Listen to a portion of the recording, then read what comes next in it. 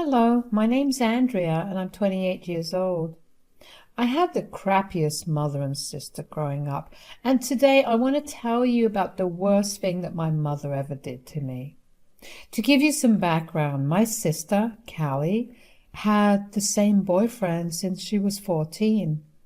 My sister and I have an 8-year gap between the both of us, so when I first met him, I didn't really have an opinion of him considering I was pretty young. Things started to change, however, when Callie had her first child at 16. My parents weren't happy that she got pregnant, but Callie was adamant about keeping the baby. Callie's boyfriend's parents weren't happy about it, and they kicked him out. So he moved in with us. After that, I began to feel my space begin to cramp up. Our house had way too many people living in it, and my dad was the sole provider for all of us. Neither my sister nor her boyfriend worked, and my mom worked part-time, but all her money went to my sister and her baby. At the ages of 18 and 20, my sister had 2 more kids. Once again, my parents were not happy, but they supported her anyway. I had no say in anything because I was still a child. I practically owned nothing because I was supposed to share my things with everyone. I was also responsible for my nieces and nephews. I was made to babysit for them. I didn't mind too much until one night over dinner, Callie announced that she was pregnant with her 4th child. My mom was happy, my dad just sighed, but I was very concerned. After dinner, I pulled Mom aside and told her about my concerns. Mom, Callie's having her 4th child, and she's only 23. Don't you think that's a bit much? Nonsense. She knows what she's doing. Besides, that's only more to the family. Does Callie really know what she's doing? Neither she nor her boyfriend actually parent their existing children. What are you talking about? You and Dad are the ones that are constantly taking care of the kids. If not you, then I'm the one babysitting. Well, how can we not take care of the kids when their parents are busy? Don't you ever question what Callie and her boyfriend are busy with? It can't work because they never seem to have money. Look, Andrea, none of that matters. They need our help, and we'll give it to them. But there should be a point where we stop, right? Why do you have such an issue with helping your sister out? I don't mind helping her out. I just mind being the one that takes care of her kids, or being in their presence all the time. The kids are loud, and I can't focus on my studies. Just buy yourself a pair of noise-canceling headphones. There, problem solved. But I don't want to hear anything more about this. In this family, we help each other out, no matter what. You be nice and help your sister, or so help me God. I was honestly flabbergasted by how nonchalant my mother was about my sister's decisions. She was having kids that she could barely afford. My poor dad and mom were aging rather rapidly from the stress of having to care for more kids than they ever asked for. Eventually, when the house reached maximum capacity with the 4th baby, Callie asked my parents for her college fund.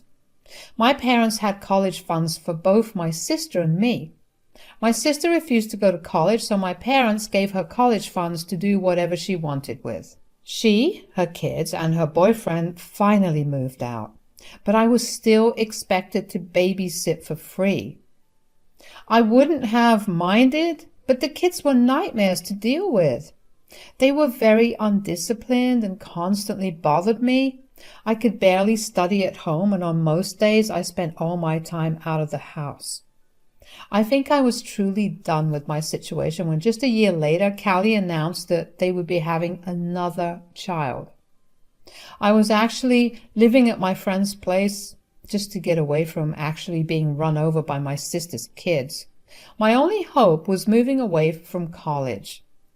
But that was swiftly taken away too when I asked my mom to help with college applications.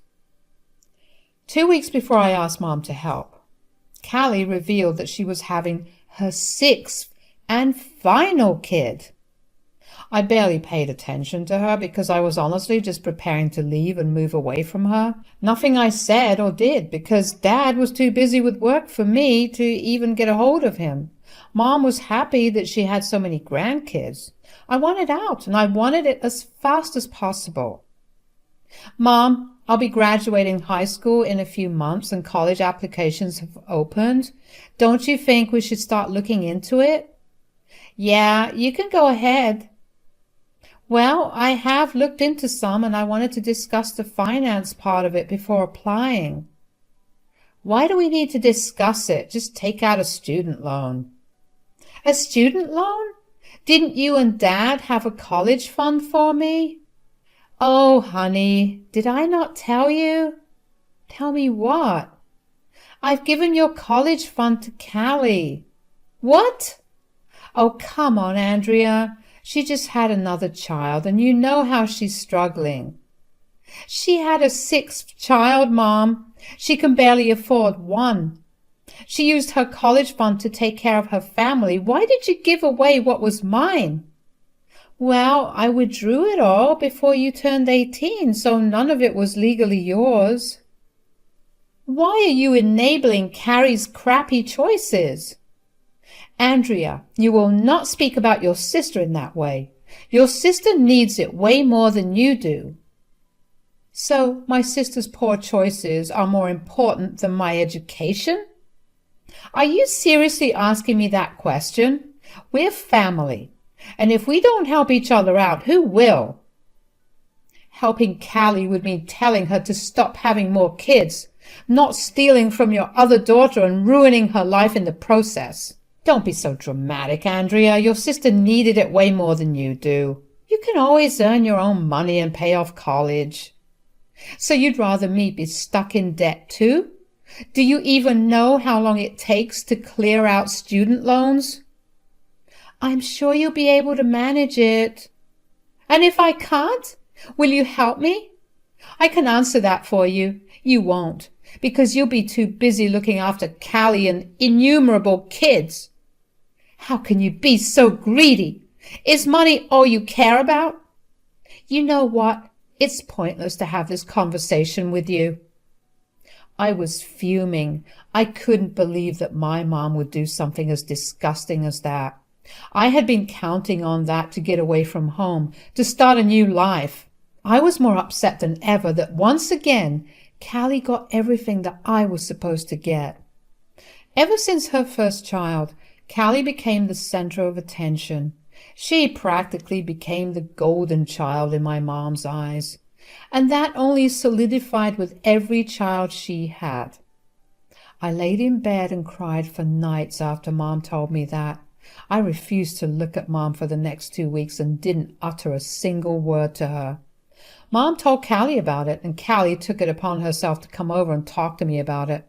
Seeing her only fanned the flames of anger in me, but before I could even shut the door in her face, she began yelling at me.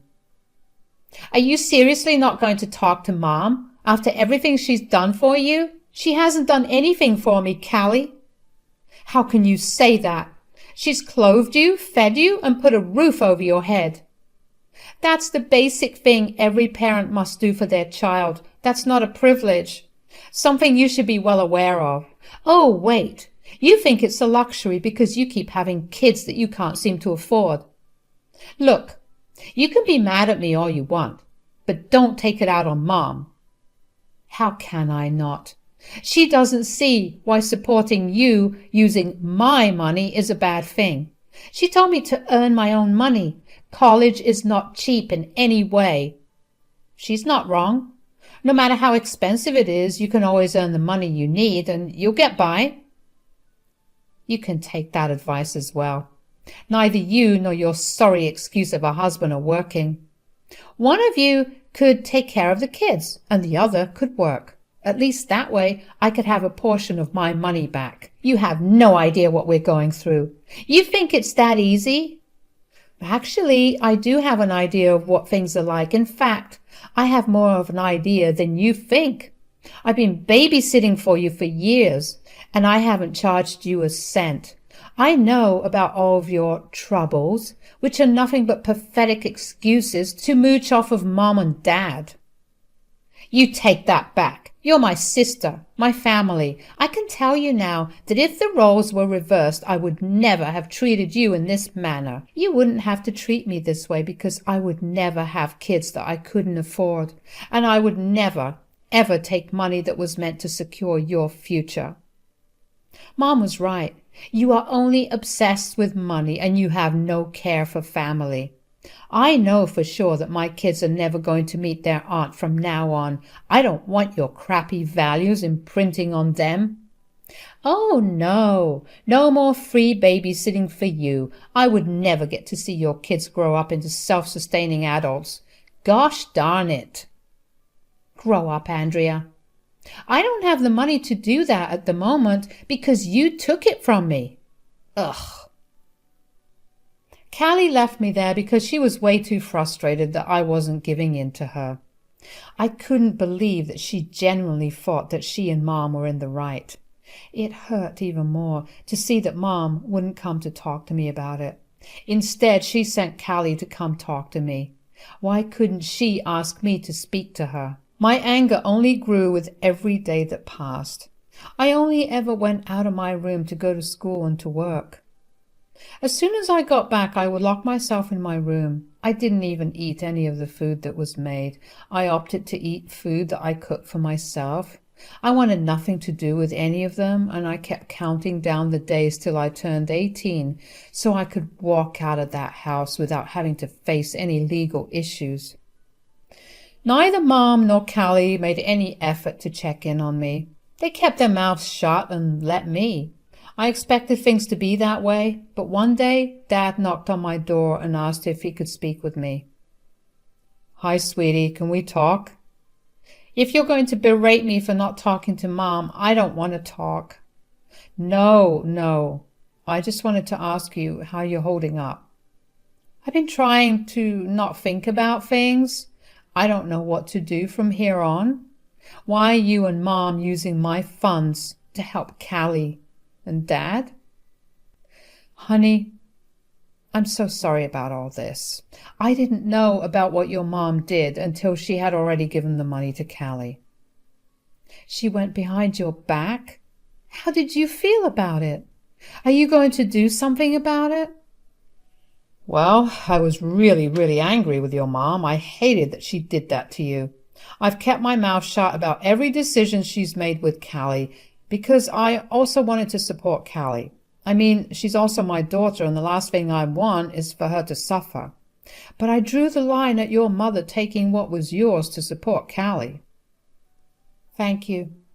I felt like I was losing my mind the way everyone was telling me I was wrong for how I felt." "You're absolutely right, honey.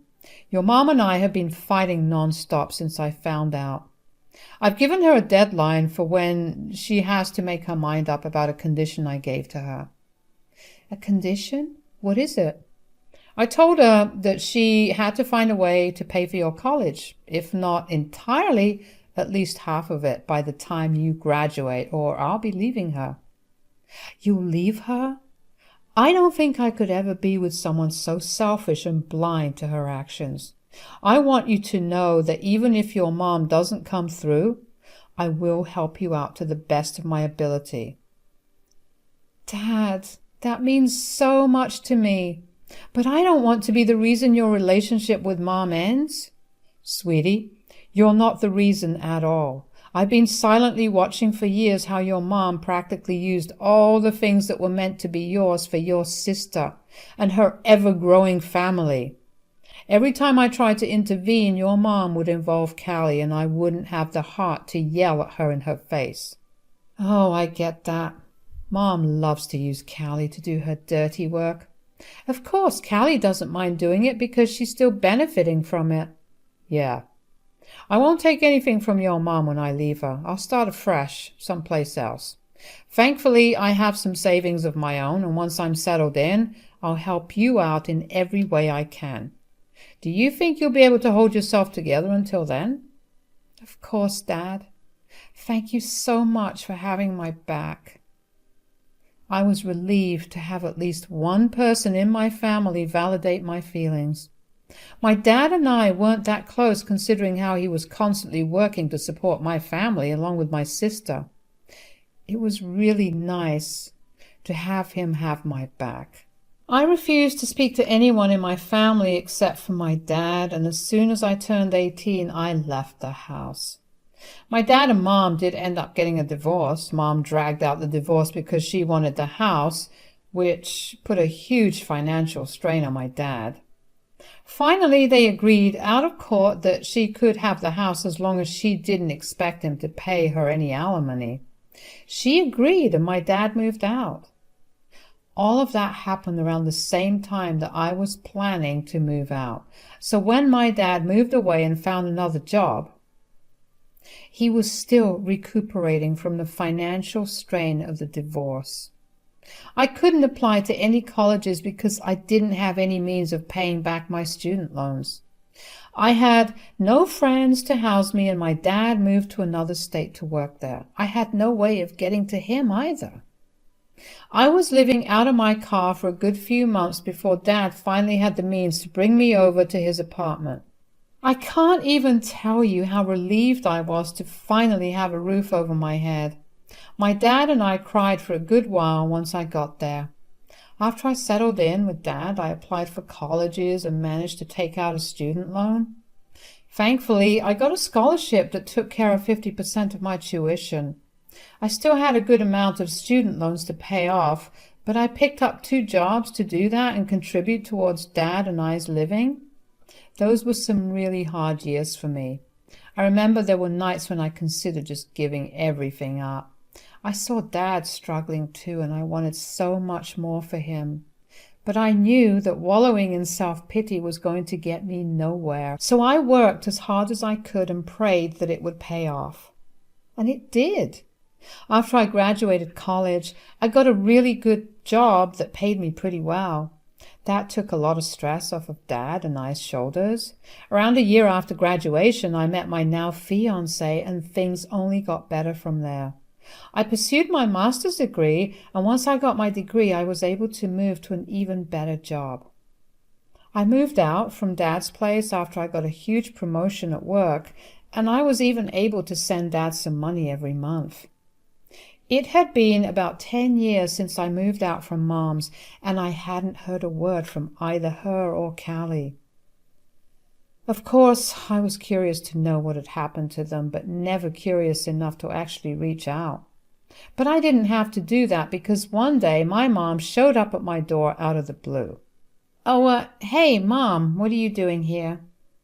"Hi, sweetie, how are you?" "I'm good. How did you find me?" "Well, I asked some family members about where you lived, and I came over."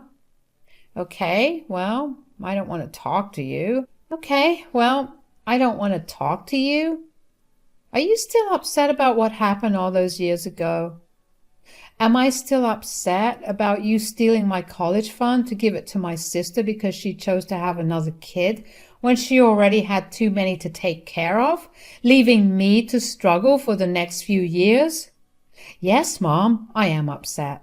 "But look at how well you're living now. You live in a house and you're married."